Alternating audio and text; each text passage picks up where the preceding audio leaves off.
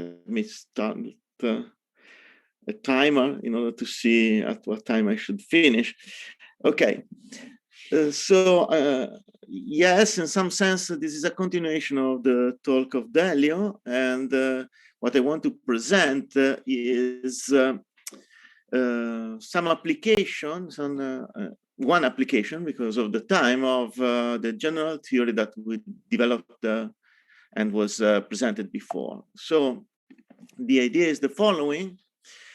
Let me just start with a very simple example. I have a set of 4 points, which I call vertices of possible graphs. And these graphs are depicted here, for instance, G1, G2, G3, and G4. And they all share the same set of vertices, but they have different properties. For instance, G2 is connected while the others are not. In G4, I have an isolated point, and so on. And I can imagine a physical system, or some kind of system, which evolves on this set of vertices. And according to some diffusion, which which occurs on the possible graphs. So, for instance, I start on this graph, and I have a diffusion, and the 2 uppermost nodes are connected. So there is some exchange here, and there is also some exchange in the 2 lower points, but there is no exchange between, let's say, the 2 leftmost points. Then maybe the system freezes for some time, and it changes to some other system, like, for instance, G3. And now I have an exchange of information, of mass or whatever, between the 2 leftmost points and between the 2 rightmost points. But I broke the bridge between the upper and the other bridge between the lower points, and so on. And so the question is, what happens if I continue, and then after G3, then maybe I move back to G1, or maybe to G4, or so on. I choose at random according to some mechanism, and I want to see what happens to the system. And okay, so we know that we can associate to any graph the adjacency matrix and the discrete Laplace operator, which is defined in this slide. And notice that in our construction, in order to be consistent with the notations of Delio talk, the spectrum of L is non-positive. So I have an eigenvalue 0, which corresponds to the constant functions on the graph, so the functional on the nodes, so the constant function on the nodes. And moreover, I can have that the eigenvalue lambda 1 equal to 0 has multiplicity larger than 1, for instance, if the graph is not connected. Okay.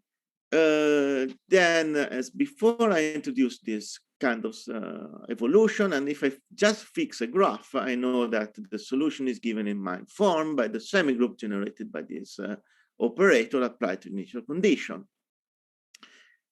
And we know that this solution converges to the projection on the kernel, which I call curl, of the operator, the Laplacian operator that governs our equation.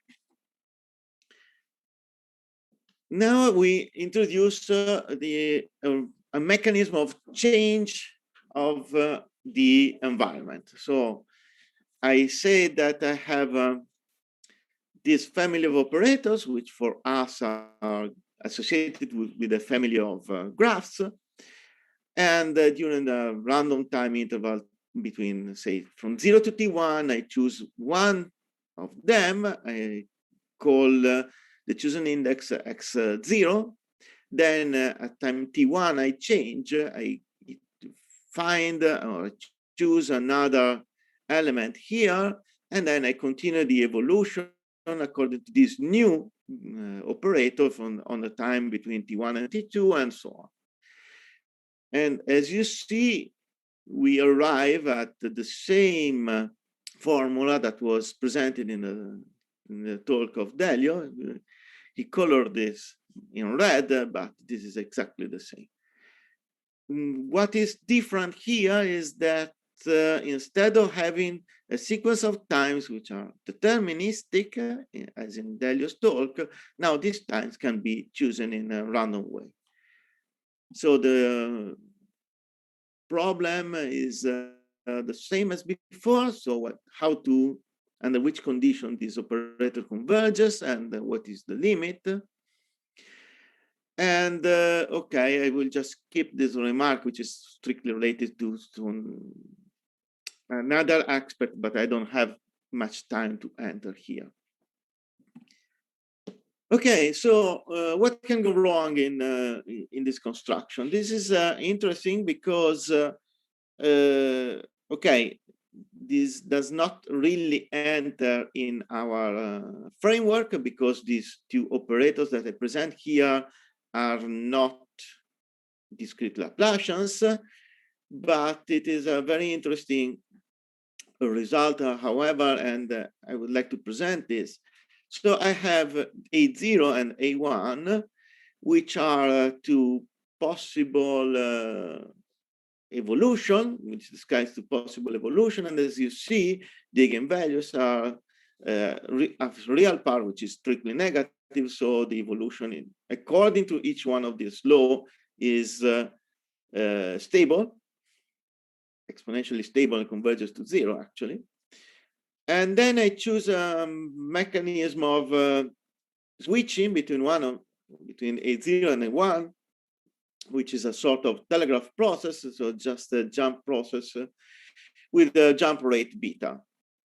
And I just write in this form, okay, I use A of zeta of S to denote which one of them is chosen at time S. And the problem is, sorry, it's not my form, it's my mistake here.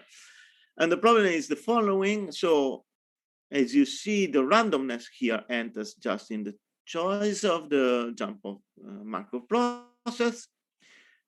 And one can imagine that since the evolution according to A0 is stable and the evolution according to A1 is stable, then the combination of them should be stable as well. And this is somehow suggested by a very naive idea of what Delio presented before. However, there is a very interesting result by Benaim and others that show that for B large enough, there exists a rate of jump beta C such that if I jump between the two systems frequently enough, then the system is unstable and actually the solution converges in norm to plus infinity. And here are two simulations to show you what happens. So in this case, I have that the jump rate is low and the system converges to zero.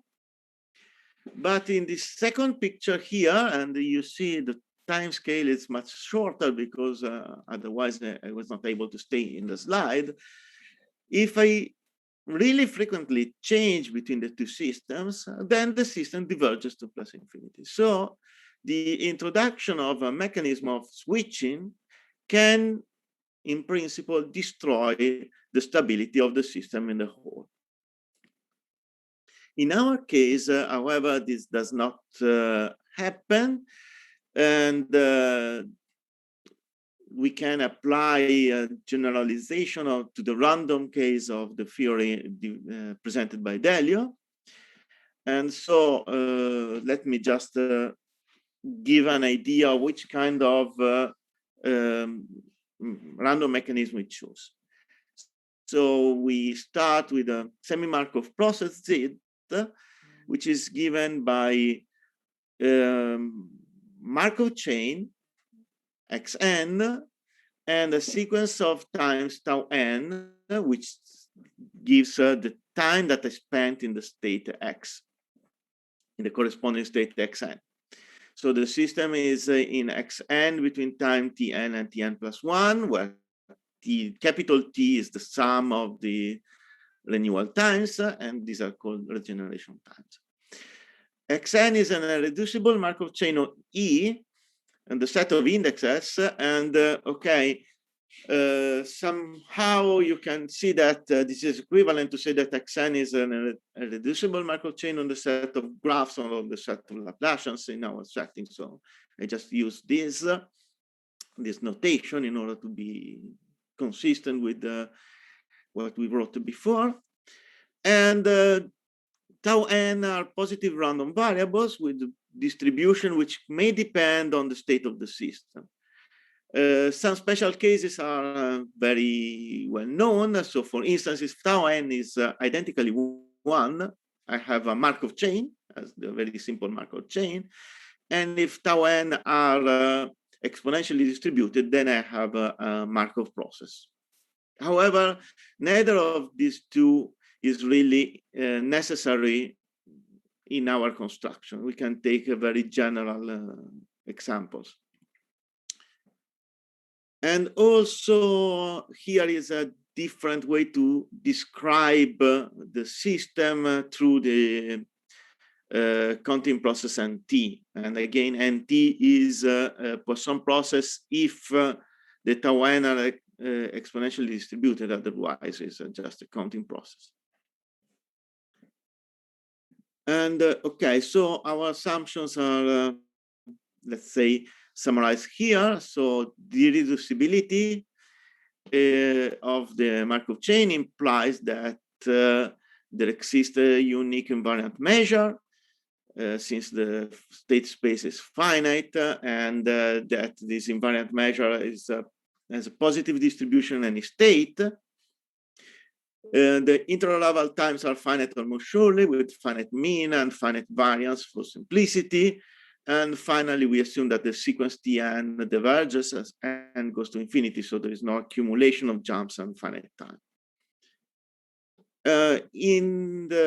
For what concerns the deterministic part, instead, we assume that G1, Gn is a family of graphs on a fixed set of vertices. In this way, as Delio suggested before, we have the same state space for the solution. The evolution remains in the same space. And to any graph, we associate a discrete Laplacian operator. And as I said before, these operators are non-positive definite, self-adjoint with compact resolvent. So the associated semigroup are analytics, C0, and we can apply the spectral mapping theorem. And okay, let me just emphasize this. I can give a very much more complicated example if we talk about metric graphs. However, and the notation should be more or less the same. However, I choose to remain in the discrete case because I don't want to enter into too much, say, technical details. I just want to give an idea what can happen and what is the novelty with respect to the literature and also with respect to the deterministic part. Okay, let me go on. The next step is to introduce the space K, which is the intersection of the kernels. Sorry, this is not A, is L. It's also here. Okay, sorry, I got distracted by the chat. Okay, let me return to the slides. I know that for any operator, the kernel is related to the so the kernel is related to the connected components of the corresponding graph. So if the graph is connected, then the kernel is given by the space spanned by the constants. And if the graph is not connected, so if there are more than one connected component, then the kernel is has the same dimension as the number of connected components, and moreover, I have that each of them gives rise to one of the generator of the kernel. Then we see that in our case, the intersection of the kernels has dimension at least 1, because, as I said, the constant functions are in the kernel for all the operators L1 and Ln. And moreover, in our construction, the eigenvalues, the eigenvectors related to which are given by a basis of K are eigenvectors for any of the Laplacian operators. And we will need this in the sequel. And finally, there is this property of commutation between the projection on K and for any Pj, which is the projection on the kernel of any operator. Okay, this is again the same equation as before, just written for L instead of for A. And it's very easy to prove that there exists a unique solution, and this solution is a random process which is adapted to the same filtration generated by the semi-Markov process zeta t. And here is the random evolution operator S, which was already written before. And now I need to slightly change the definition of convergence in order to take care of the stochasticity of the system. In our work, we decided to see what happens in the almost surely sense. Other approaches are known in the literature, for instance, convergence in expectation or L2 expectation. But it seems to me that this is the first time that somebody studies the almost sure convergence. And the almost sure convergence simply say that the sequence of operators converges to M if this holds for almost every omega according to the measure P. And we have convergence in norm and convergence, uniform convergence according to the various kind of convergence in the space of operators. And the main theorem is that in our framework, this random evolution operator converges to the projection on pk. So the projection pk on the kernel. And the first result that I want to present, it was already discussed by Delio, also in the discussion at the end of his talk, and it's the following. So I have a monotonicity here. Remember that Q is 1 minus P0, so it's the projection on the orthogonal space with respect to the constants. This will be needed in the sequel in order to give an idea of the proof, even if I don't think I will have time to do it. Okay, let me just very briefly discuss what happens if all the graphs are connected. So if all the graphs are connected, then I can use the theory, the deterministic theory that was presented before by Delio, and which is summarized in the papers by Debussy and Lagarias, because all the operators in this case have the same kernel, and all the operators are contracting outside the kernel. And so the convergence of the semi-group holds for any trajectory and not only for almost all trajectories. There is nothing new here, and so I just state the result. And I just wanted to give you an idea of how to prove this, but very shortly, because the idea is the following. I just write ST as this product. I develop the product, and then I use the fact that Q commutes for any of them, and that Q is idempotent. So instead of using one Q, I put one Q with any operator, and I use previous lemma in order to see that each one of them is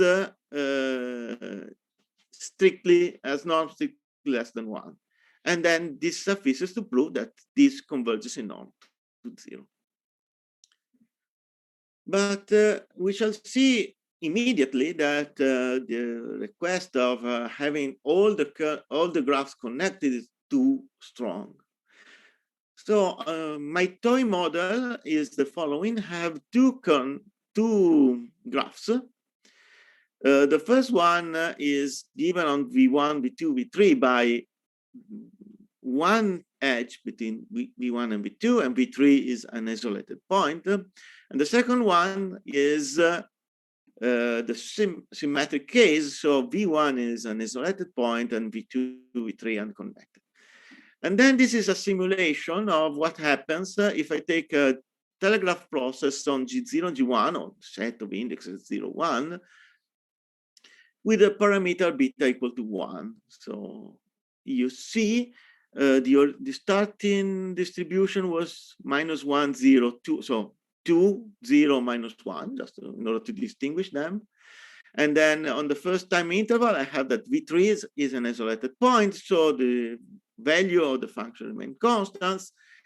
But then I switch, and then the isolated point becomes V1, and the value in V3 changes, and so on. And as you see, even if I don't have any connected graph in our evolution, the overall evolution converges to the constant value on all the three points. So it seems clear that there is no need in order to ask connectivity or connectedness of each graph.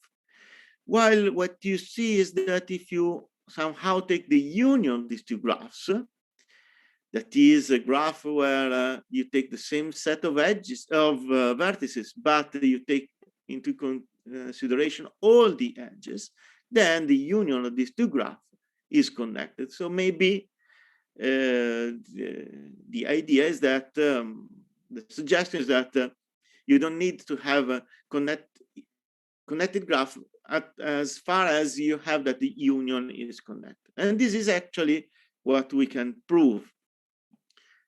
So we need a few lemma about combinatorial graph. The first one is the following: if I have a family of graphs and I consider the union graph, which is, as I said, the graph given by the same set of vertices and edges, which is set of edges, which is the union of the set of edges of each one of them, then I have that the kernel of the Laplacian of the union graph is just the intersection of the kernels of the single of the kernels of each graph. And for instance, in this case, you see that the kernel of G0 is given by the functions which are constant between V1 and V2, and general function V3. For G1, I have the function where are constant between V2 and V3 and general value in V1. And so the union is given by the functions which are constants in all three vertices. So exactly the same that say that the kernel of LG is the constant, which is the same to say that G is a connected graph. So you have 1 minute. Okay, I have 1 minute, so I almost finished. This is what I was saying before, written formally here. And so the general case is the main theorem in this setting can be expressed in this way. So I have a random evolution problem which follows a semi-Markov process zeta, zt, and I have a family of graphs with a given union G. So what I have is that the evolution operator ST converges in norm P almost surely to the projection on the intersection of the graphs. I have 1 minute, so I cannot give you an idea of the proof. But I just state the corollary, which is what I was saying before. So I have this equivalence. So the random evolution operator ST converges uniformly almost surely to the projection on the constants if and only if the union graph is connected. Okay, I take the last 30 seconds in order to say what are other possible extension of this work or other things that are interesting to study. So first of all is the speed of convergence. And so we have partial results partial results based on the paper by Arendt and collaborators, but I will not give you too much details here. And then there are also all the possible extensions that was mentioned before by Delio. And moreover, it can be interesting to see what happens if I combine the randomness in the choice of the operators with the randomness in the equation. So if instead of studying a very simple linear evolution equation in any time step on any time interval, I introduce also some perturbation, for instance, of stochastic kind. Okay, thank you. Thank you very much for the talk. And if you could stop sharing, and we can. Okay, thank you very much. So, are there any questions, comments to Stefano? Just we have probably to give people some time.